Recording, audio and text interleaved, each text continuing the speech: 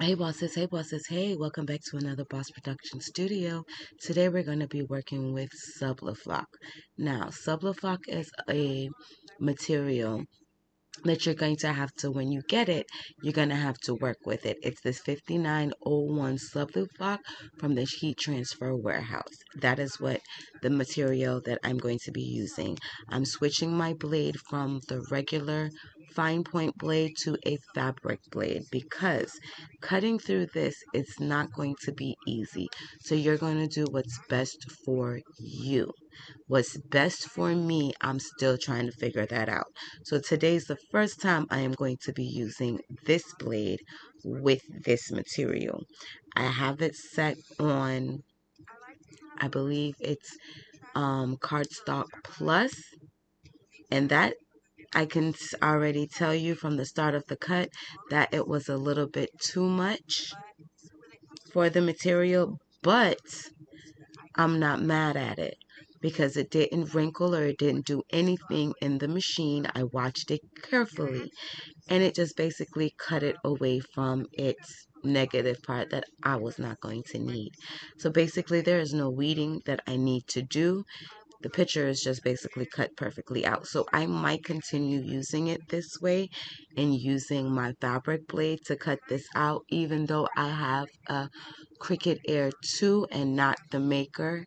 I just have an Explorer Air, not the Maker. I still use my fabric blade when I need to. Sometimes I do cut fabric, but not for anything I sell. It's for personal use. So right now we are going to be working on I don't know if you can guess from the outline of it, but we are going to be doing sublimation on the Subliflock. But what do you think the picture is? Before I show it to you, go ahead and let me know down in the comment section.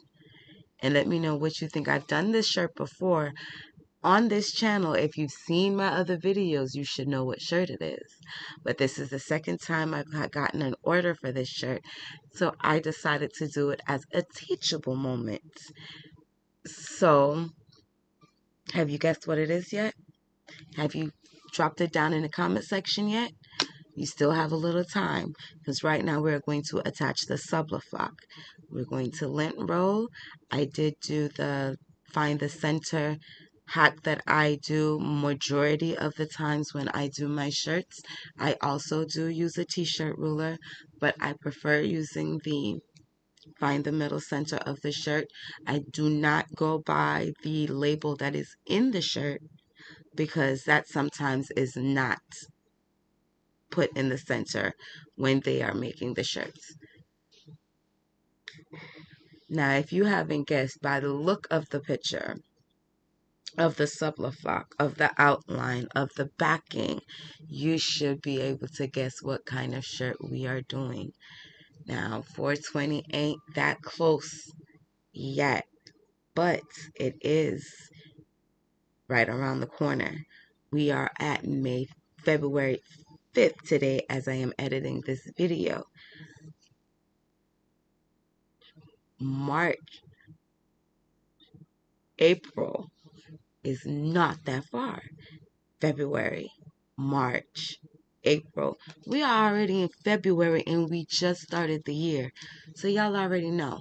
So you're going to take the backing off of the Subliflock. You're going to cut this face side up. You're not going to reverse your image.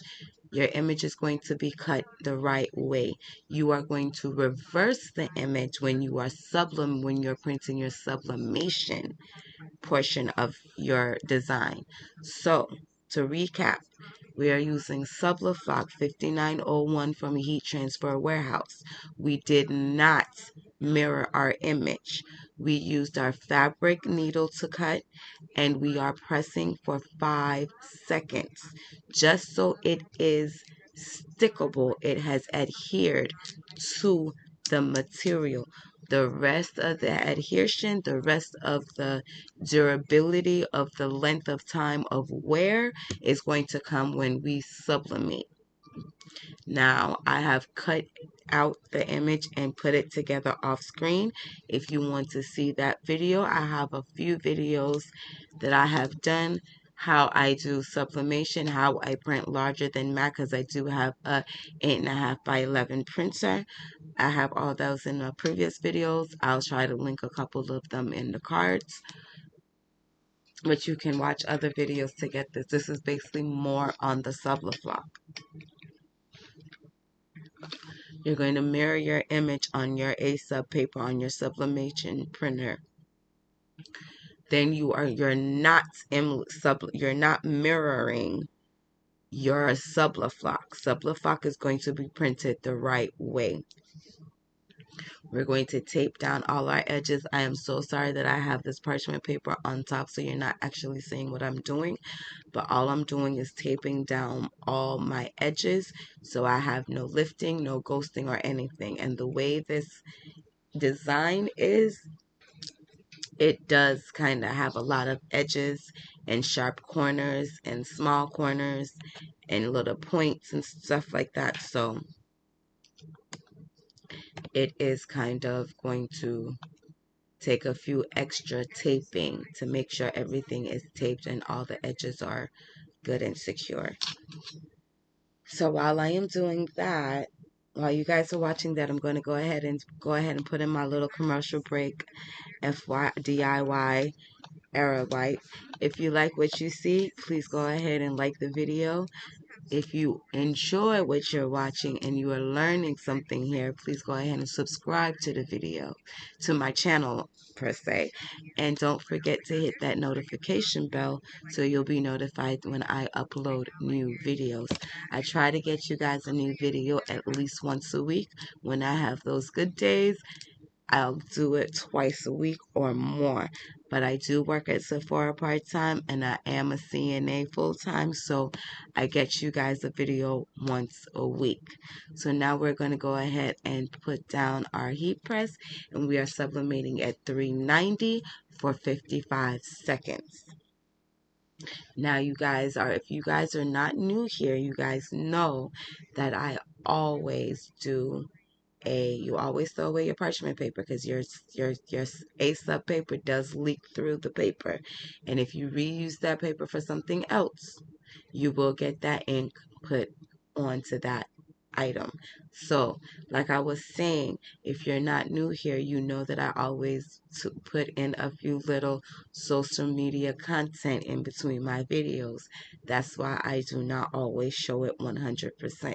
Right now we are going to reveal this to you in Instagram and TikTok and Snapchat and possibly Twitter, X, otherwise known as Twitter. I ain't really too messing with them too much right now, but every once in a while I'll jump on there and post something. But this is what I'm doing at the current moment. We are going to get a little video in for our social media accounts, and if you're not following me over there, please go ahead and follow me on there. All my handles are on the bottom side of the screen. Just go ahead and link me a little follow. Alright, y'all, we are done with that. Turn it off. We're going to come over here, and I'm going to show you something that I noticed. I just noticed this.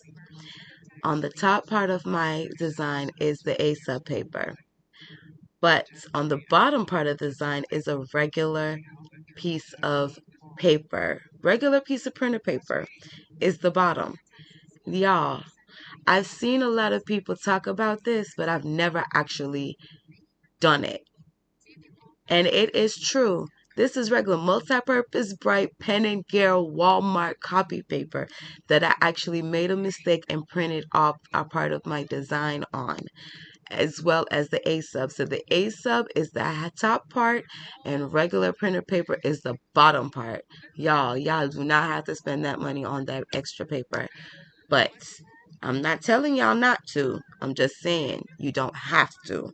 I do because I like the quality and I like it, but it came out the same. So all we're doing is just packaging this on up and go ahead and do our thingamajig. This is a week-long video, so I do have some other videos, some other orders coming up shortly. So y'all go ahead and, like I said before, if you guys enjoy over here in the Boss family, go ahead and drop me a subscription, follow, hit that notification bell so you don't miss out. I do upload once a week.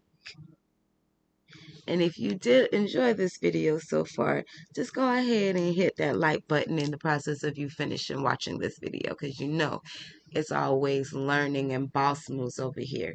So we're going to and go ahead and start epoxying the other portion of our orders. This is another order. I did all the spray painting portions of this on another day. I left it to dry, so this is the next day after the spray painting has been done. Now the way I got this look is black matte. It's a black spray paint, glossy spray paint that I use for the background. The gold flakes that you see, I do have a can of gold spray paint that kind of has a clogged nozzle, so instead of throwing that away, I kind of use it to do gold flakes on a couple of my sports rolling trays. Like I believe it's on my Bengals tray, which is the one that I'm doing now, and it's also on my Jaguars tray, I believe. It might be on another tray, but I can't remember off the top of my head at the moment. But that's either here or there. So that is how I got the gold flakes on that tray. I will also be doing another Scarface tray. Now, Scarface is the most popular tray on my site. I sell a Scarface tray at least once a week.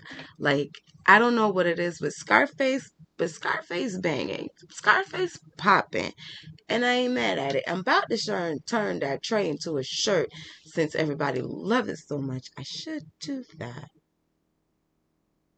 Y'all, what you think?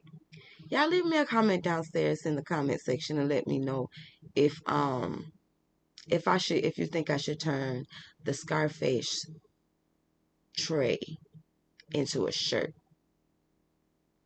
I'm contemplating on that. So this first tray that we're doing, we're going to do it into, it's going to be a 5-piece set. It's the tray, the ashtray, the stash jar, the scratch, the scoop card, which I'm tidying up right now, and the doob tube, which you see me just add the image to before. That's where you can keep your little joints for traveling purposes. Not telling you that you need to travel with your medication like that, but just in case you need to, it's a little secluded little area for you to travel with. Now I'm working on the Scarface tray. Right now I'm just doing all the labels. I always like to get all the spray painting done at one time, depending on how many tray orders I have within that week process. I always get my spray painting all done at once, and then I do my labeling all at once. So therefore I can be able to do my epoxying all at once, because the smell of epoxy is very strong. So I don't like to do it multiple times during the week.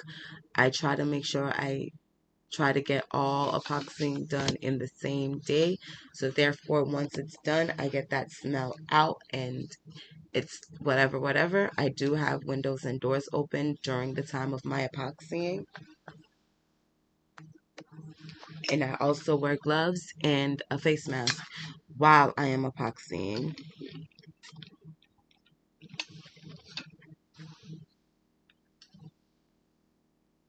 So, but I still, in the drying process of it all, although I put it in boxes and close the boxes up, you still have a few little inclinations where you would have a few little fumages seeping out of those closed in areas. So I only try to do my epoxying once a week, depending on how many orders I get.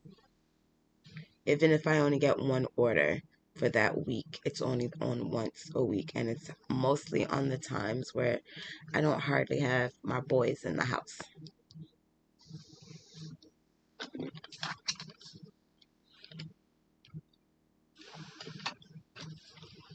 So now I'm putting on my gloves for my protection purposes of it all. and we're going to mix the epoxy. The epoxy that I use is a Mary Sinclair cast epoxy resin. I get mine from either Amazon, Hobby Lobby, or Michael's, depending on where I have a coupon for what the price is the best at the time that I need it.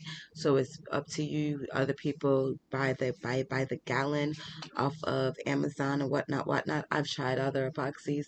I've always come back to Amazing Clear Cast because it's never done me wrong. Other epoxies I have used in the past have turned yellow, and I'm not with that wasting money, wasting product type.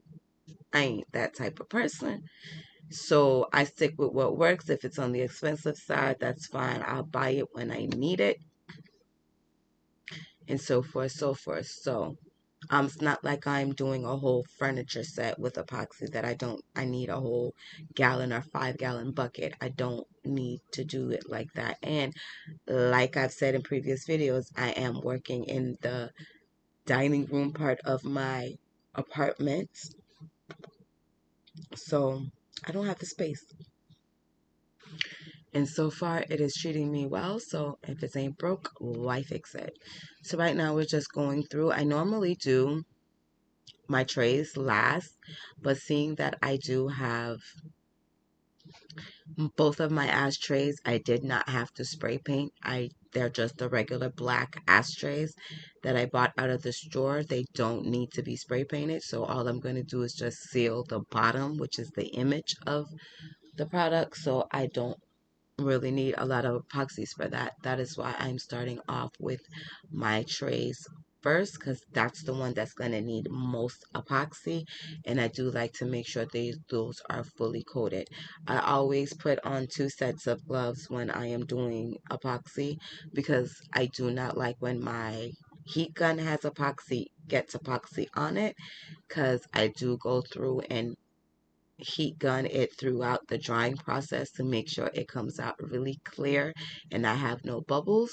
And if I have used my glove to get out the bubbles during the epoxying process, that epoxy is not going to dry on that gun until tomorrow, because epoxy takes approximately 12 to 24 hours, sometimes 48 hours, depending on what you're doing, to dry. So I've had that mistake before where I have picked up my heat gun and I've had epoxy all over it and I've gotten it on my bare hands, and thank God I hadn't had a reaction to it or anything like that. But that is why I do the double set of gloves, so I can take off a set of gloves and use my heat gun and still be able to use my heat gun after the process.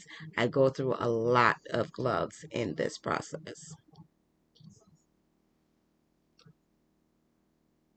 Now I'm just go ahead and getting the bottom sealed off. As you see, I'm not going around the edges at the top. I'm not going around the sides, on the outside, the bottom, or anything of that type. All right, I just realized that this ashtray was broken, so I had to go and print off the image again and do a whole new ashtray. At that process, my camera died, so I was like, okay, you guys have seen that process enough times to know what's going to happen next. So this is the next day, well, the next 2 days, because I did let this dry out for a day and a half. That's my son in the corner. He just passed in my tape. Hey, boo. So, yeah, I am now packaging up these orders for shipment. Now, y'all, believe it or not, my camera is going to die at the end of this again. I am not good with charging up my camera when need be. But these trays came out so nice. I'm glad you guys are able to see how they came out. I am just putting my labels on all of my products so they don't forget where they got their item from. I always stress branding in all my videos. Branding is key. There are a lot of brands out there that does what they do. Maybe some brands out there that do what you do. I know there are several brands out there that do what I do. So I always like to make sure that my stuff has my brand on it so they know where to go, where they got it from, and who to send their people to. So right now we're just packaging up all these orders that we have, and we're going to send them off to the post office. I have never shown you guys with a trip to the post office with me before. If that's something that you would like to see me add to some of my videos, I would be glad to add it. If not, then I won't worry about it. So this is pretty much the end of the vlog. Y'all see my little chopper running through the bottom left hand screen of your screen, maybe your right, my left. um I have nothing else to say right now. It's just packaging up the trays. All right, y'all, if like I said before, go ahead and like the video if you enjoyed it, if you learned anything from it. If you have enjoyed your stay here in the Boss family, go ahead and subscribe to the channel so you guys become a part of the Boss family. It is a free subscription to you, but it's very helpful to me in growing my channel. I am still trying to reach my 1,000 subscribers. I didn't quite hit my goal for that summer or Christmas, however unrealistic of a goal that I did set for myself, but I'm still trying to hit my 1,000 subscribers. So go ahead and hit that subscribe button and hit that notification bell so you guys don't miss out on any other videos that I have posted, which I do post at least once a week. All right, y'all. Thanks for watching. Thanks for staying till the end. And I'll see y'all on the next video. Bye.